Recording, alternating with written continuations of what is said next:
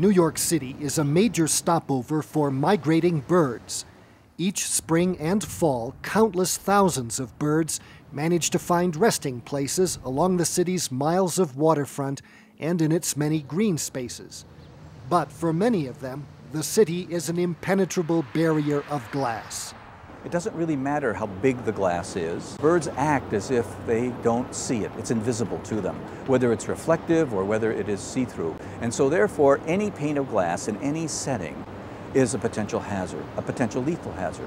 To a bird, mirrored glass often reflects an image that looks like a perfectly attractive place to land. This spot is specifically dangerous for birds because it reflects habitat, a very nice pine tree behind us. And the windows that compose what is in front of me are very large, and there's 3 of them, and it really allows a perfect lure of vegetation. And we have found birds here that were just lying on that grid, and Project Safe Flight is trying to find ways to prevent this from happening. Project Safe Flight, an initiative of the nonprofit New York City Audubon Society, has taken a 2-part approach to the problem of birds colliding with glass. First, there's research to understand the kinds of buildings that pose the greatest threats. Volunteers go out in the streets and look for injured and dead birds and collect data, basically. They try to save as many injured birds as they can, and the birds that are dead are collected and given to New York City Audubon. Last fall, I found 44 birds. 33 were dead. Birds were dropping next to me, so I was able to catch 11 in paper bags and release them. They were injured, but they weren't injured too badly.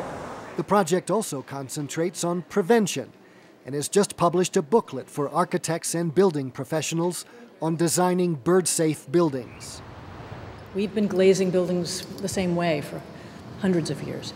And there are ways that we might be able to modify the patterns in the glass or reduce the reflectivity, embed some kind of patterns that might be visible to birds but not to humans. We feel that implementing a couple of key design techniques would really make a tremendous difference in terms of preserving more of the bird population. But it needs a concerted effort by both the owners of buildings and the designers of buildings and the manufacturing community. Some new buildings in the city have incorporated bird-safe design features. This particular building is a classic example of one that has a lot of visual noise. So much noise that it's hard to imagine that a bird wouldn't be deterred from flying around it.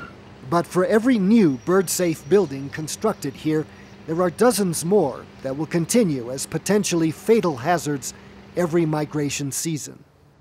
For Assignment Earth, I'm Gary Stryker.